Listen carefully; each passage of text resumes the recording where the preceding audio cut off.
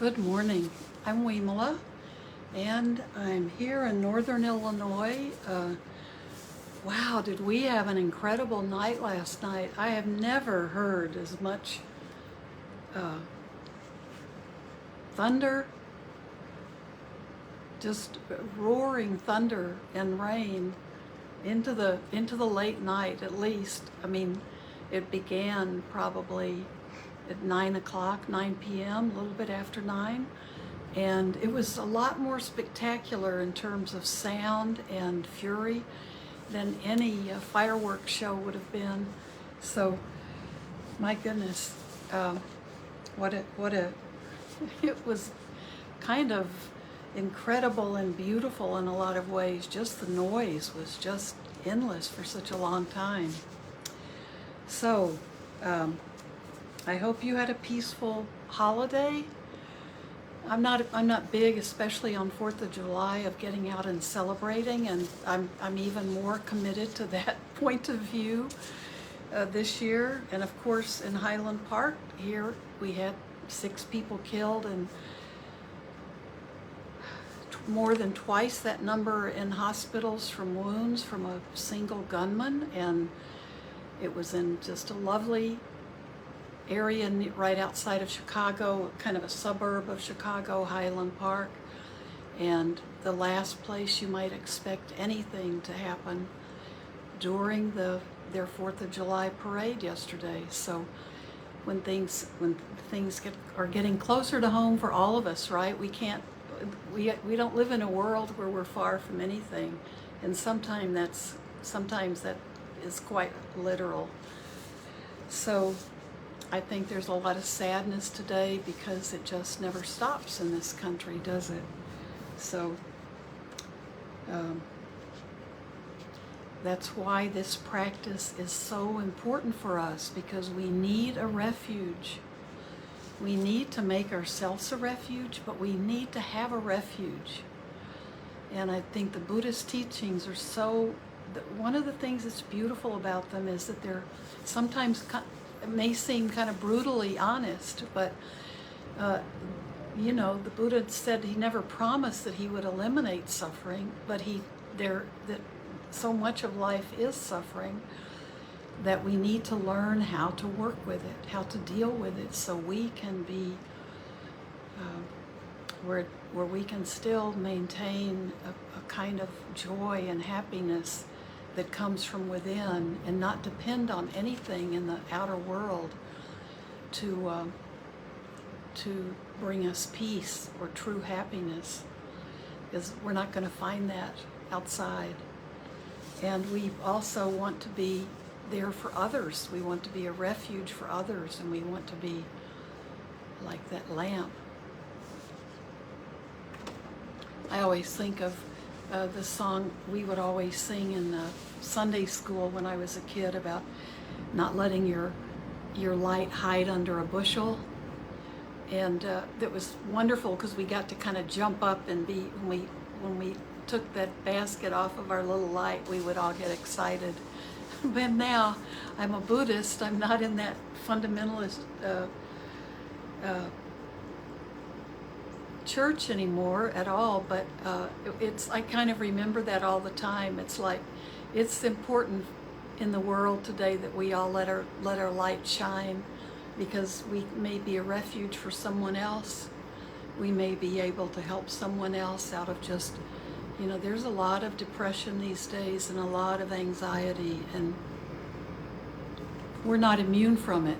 Believe me, I know that we're not immune from it, but we have different ways and tools and strategies that we can use with our Buddhist teachings to help us work with those situations that we encounter, and be kind of a supplement to good mental health practitioners and other ways that we may need to work with our own issues. But we can also use our practice and the Buddhist teachings to help us in those situations. Just our meditation alone and practicing metta and Yeah, Doreen, others, I know people are struggling. It's difficult. And we don't know, right now we don't know. This country needs some healing. And that means that all of us need some healing. And so what we need to do is to be able to hang in there and find noble friends, and try to, if we have a spiritual practice, to try to be faithful to that practice. Whatever it is, if it's a spiritual practice, it's, that you feel good about and that is helpful to you, embrace it and let it help you. And anything else that really helps, and I don't mean recreational drugs or alcohol. Those are ways that a lot of people want to get away from it, so even those kind of problems are on the rise. But we need to all be able to stand together and be clear that our spiritual lives can be maybe the best medicine right now for dealing with this world. And we're just seeing samsara, that those worldly conditions, we're just seeing them just ripe. I mean, this is such the flourishing time for, if something bad can happen, just hold on and it's going to happen. So we have to find our own island of peace, and that has to be from within us. And that's why we're all here. So I have been reading, and I'm going to finish this up by Thursday, but I wanted to share with you, this is a book I have called The 5 Invitations by Frank Ostaseski, and I'm just reading, it's a good, very good book. He was one of the first people to work through the Zen, he created the Zen hospice movement, and that's still very active in training people. And they're different, New York City and out in New Mexico, I know they have very dedicated programs to train people to work in hospice. And this is the 5 invitations. They show us how to wake up fully to our lives. And these are 5 things that he expounds on in this book that are the invitations to all of us. But he learned and saw how true these all were through his work with hospice and people who were dying. And he says death is not waiting for us at the end of a long road. Death is always with us in the marrow of every passing moment. She is a secret teacher hiding in plain sight. She helps us to discover what matters most. And these are the 5 invitations, and we've already done don't wait is the first one, don't wait. Second, welcome everything, push away nothing. And then this third one, and we'll do 3 and 4 because I think, boy, we need them today. The third invitation, bring your whole self to the experience. And it begins with this short poem. Watching the moon at dawn, solitary, mid-sky, I knew myself completely, no part left out. That's by Izumi Shikibu. So I'm just going to read the first page at the beginning of this section. Imagine you had a photo of yourself printed on thick, stiff cardboard. Now imagine that the photo was not just of your face or even the length of your body, but somehow represented a multi-dimensional image of your whole being, including all the parts of your personality. Suppose you fed that board through a laser cutting die to make it into a jigsaw puzzle. Visualize spreading all 1,000 interlocking pieces out on a table and starting to assemble the puzzle. You might begin with the corners or an easily recognizable part like your hand or ear. Perhaps your eyes, since they are said to be the window to the soul.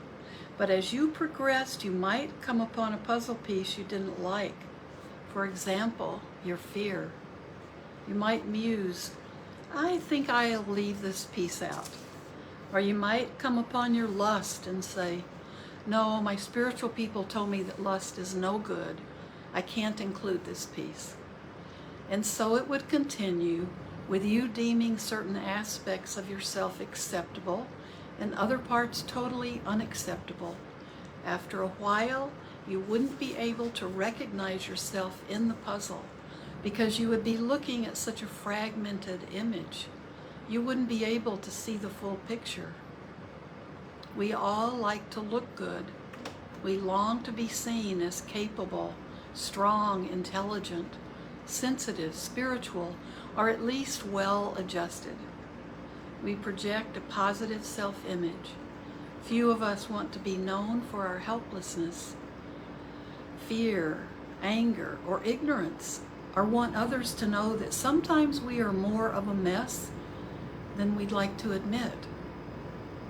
Yet more than once I have found an undesirable aspect of myself, one about which I previously had felt ashamed and kept tucked away, to be the very quality that allowed me to meet another person's suffering with compassion instead of fear or pity. My own experience of abuse allowed me to empathize with both the abused and the abuser, to help each find forgiveness for their anger and open toward their fear. It is not our expertise, but rather the wisdom gained from our own suffering, vulnerability, and healing that enables us to be of real assistance to others. It is the exploration of our inner lives that facilitates us in forming an empathetic bridge from our experience to theirs. To be whole, we need to include, accept, and connect all parts of ourselves. We need acceptance of our conflicting qualities and the seeming incongruity of our inner and outer worlds. Wholeness does not mean perfection. It means no part left out. I really like that. Isn't that, it's a great thinking of it as a puzzle in those pieces. The puzzle doesn't make sense if you leave out pieces that you don't like. And that's very much about, I think, self-compassion too. So let's see if there's something at the end of this section. Oh, this is, it's ending on, it's talking about compassion. Sometimes the presence of compassion seems to heal a particular pain right away, but sometimes the presence of compassion and loving kindness allows us to stay with suffering that might otherwise prove too difficult for us to tolerate. But by staying with pain and suffering, compassion allows a deeper truth to be revealed. My friend Michael lived with multiple sclerosis for almost 25 years. He and I worked together for 15 of those years, preparing for his dying. Yes, for 15 years we talked. Once after he came home from a bad bout of pneumonia in the ICU, he said, "Frank, I'm not going back." I said, "You're not going back to the hospital?" "No, I'm not going back." "How come, Michael?" I asked. "I got really scared. All the work we've done, and I'm still scared." There was a long pause while we both took in the depth of Michael's suffering. Then in a moment of clarity that came from compassion more than expertise, I said, "Oh, Michael, that fear will never go away. The part of you that is scared will always be scared." At first, Michael looked a bit stunned, but after letting the words touch his heart, he said, Wow, that's the most comforting thing anybody has told me about this whole situation. It wasn't resignation, it was an understanding that while the fear was there, he was aware of the fear, and he could access that dimension of himself that was not scared. Awareness could be with the fear. I'm going to read that sentence again. Awareness could be with the fear. Fear was no longer the only thing in the room. Now compassion was also present. It provided the necessary breathing space to see that the fear was workable. For a moment, Michael was the one who was not sick. Compassion requires that we get in touch with what hurts. It's the pain, the suffering itself, that invites compassion to manifest. The intelligence of compassion brings forward a kindness that is not trying to get rid of suffering. This goes counter to the ego's wishes. Ego only wants to be protected from pain. Compassion opens to pain. We have a closet full of strategies that we can employ to keep the unpleasant at bay, to keep suffering at arm's length. Our defenses render us blind and can mislead us about the true sources of our suffering. Fear, anger, guilt, worry, resentment, shame. These are all painful reactive symptoms. Our psychological defenses can mask deeper dynamics in our psyches, keeping us from understanding the more fundamental causes of our suffering. In this way, our often unconscious defenses serve to recycle our suffering. When compassion is present, our defensiveness can relax. When our defenses are down, we can look objectively at our situations and see the true origins of our suffering. Then we can intervene skillfully to address the real causes and not just the symptoms. So another aspect of compassion is the capability to be with suffering as a means of coming to and experiencing more truth and greater freedom. Once during a talk in Germany, Bernie Glassman Roshi referenced Avalokiteshvara, the Bodhisattva of compassion. The deity is pictured with 1,000 arms. In each hand there is an ear. In each hand there is an ear to hear the cries of the world. The ear is in the palm of his hand. 1,000 arms are there to respond. Bernie was suggesting that compassion is a natural and appropriate response to suffering. A man stood up and said, "This is all well and good, but I don't have 1,000 arms. I only have 2 arms. What am I supposed to do to alleviate all the suffering?" Bernie paused, then very beautifully said, "You're wrong." The man insisted, "No, I am quite sure I only have these 2 arms." Bernie asked everyone in the room to raise both their hands up in the air. There were over 500 people in attendance. "Look," he said, 1,000 arms. His point, I think, was that it's an illusion to think that we are doing this work all by ourselves.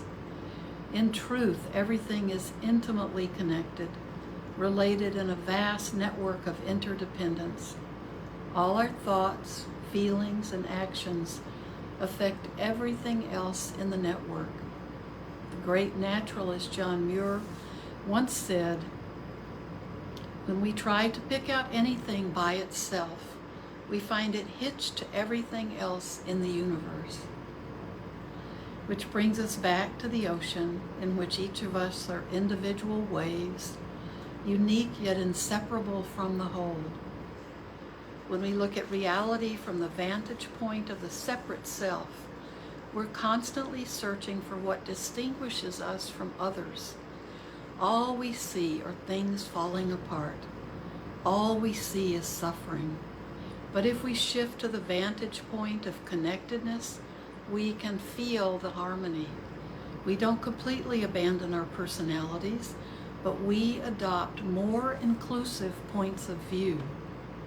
I think that's speaking exactly to why we have a Sangha, why we have this creation of a Sangha even here on Facebook or wherever we go to be connected with people with similar values and similar wishes and levels of compassion.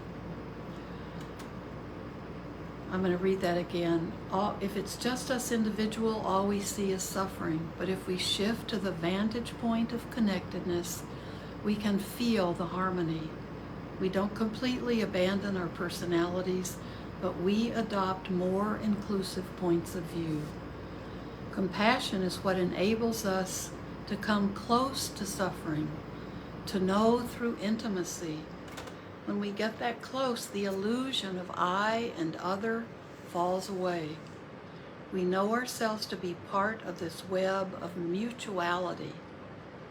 Wisdom shows us that the small, bounded sense of separate self we have taken ourselves to be is no more than a limiting story. When separation falls away, we recognize that we are everything.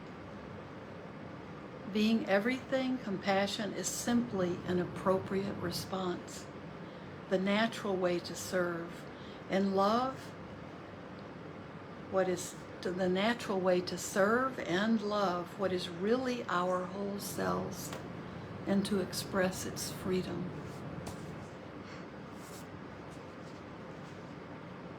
It's really a beautiful one.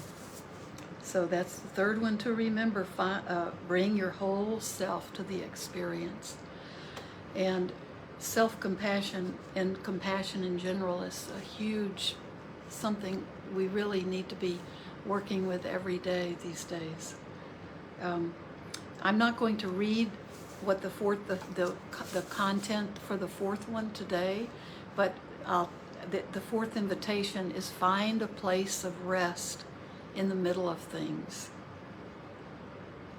And so that's, I think, what we all need these days, right? We're in the middle of so much. We need that refuge, that place of rest. So that we will read. And I think we lost connection for a second. That place of rest in the middle of things is I'm looking forward to reading that. So we have just a few minutes, but let's take advantage of those 3 or 4 minutes to sit. And if you can, just continue sitting. If you have the time, and this is a good time for your practice, we can begin together and then you can continue sitting on your own. Or you might want to let that be, if it's kind of muggy here, but if you want to take a walk, do that right after the talk, and you'll have a couple of minutes of getting into your meditation and do a walking meditation. Or you can do a meditative wash the dishes if you need to. But remember, sit comfortably, but always roll your shoulders back, and if you want to do some stretches and lifting your hands up and just moving your body to get your body feeling relaxed before you even begin to sit. You know, you can be on your back, you can be in a chair if you need bolsters or things like you would use in restorative yoga. You do that if your body needs that extra support. And if you're comfortable sitting on the floor, that's wonderful. But use what you need. If you need something to lean against, our bodies are all in different conditions. So when I say let your spine lift you up, you may not have a spine that's very good at doing that. So you want to find a way to help lift yourself up and be comfortable. Roll your shoulders back. That feels good. It helps you sit up better with less discomfort, and it gives your lungs more room so your breathing naturally becomes deeper. Our breath these days is more precious than ever because during the day, it's really good to stop and just stay with your breath for a few minutes, anytime during the day. And notice maybe when you do that, how stressed you might have been in just your regular activities, or how your breathing was becoming more shallow because you're holding something in, or you're dealing with something that's difficult and you may not realize how shallow your breathing has become. So, if you can close your eyes, do that. And just allow your body to breathe. Be aware of the breathing.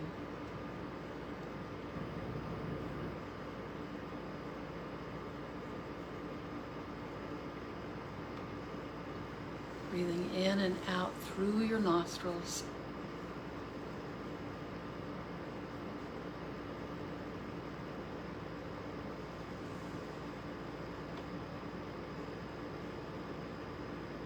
Today we're just taking a rest.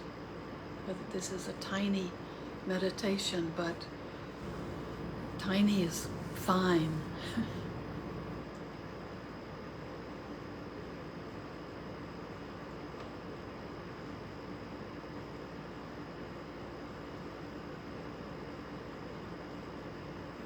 You can observe your breath either around your nostrils. Just observe the breath as it goes in to your nose. And then again, you observe it just as it comes out, and you notice it then where you feel your breath around your nostrils, or right inside your nostrils where it might tickle, or you notice the air is cooler going in and then warmer going out, or you notice how it may tickle above your upper lip. You don't follow the breath through your body, and you don't follow it out your body. You are just paying attention to the body.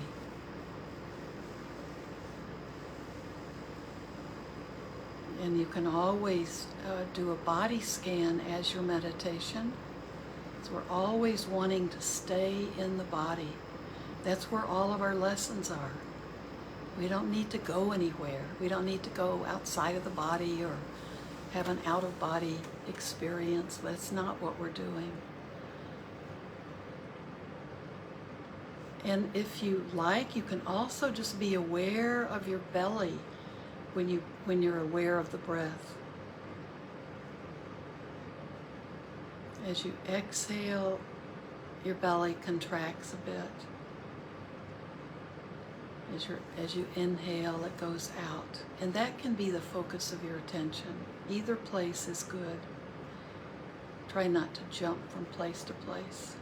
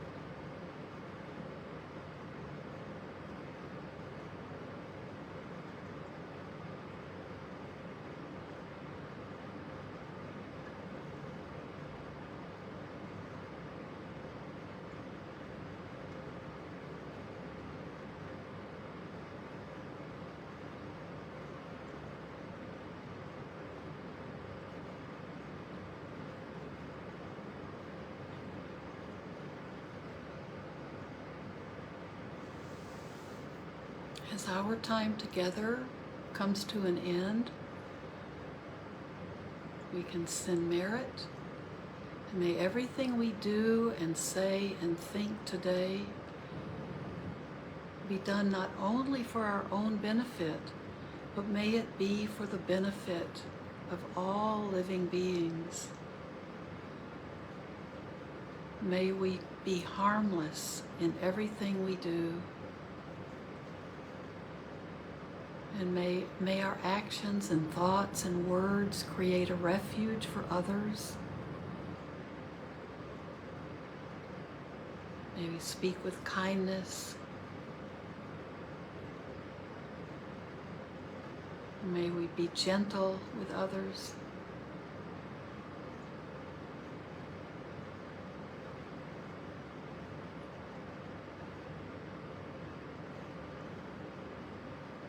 May we have compassion for ourselves and for others. Thank you. Have a good day, and remember everybody. I think everybody you meet and every animal, they all had to live through all that thunder and lightning last night, and animals suffer with all the fireworks. And I think about the squirrels and the chipmunks, and they had to suffer through bad weather last night, and the thunder and lightning and the fireworks right before that.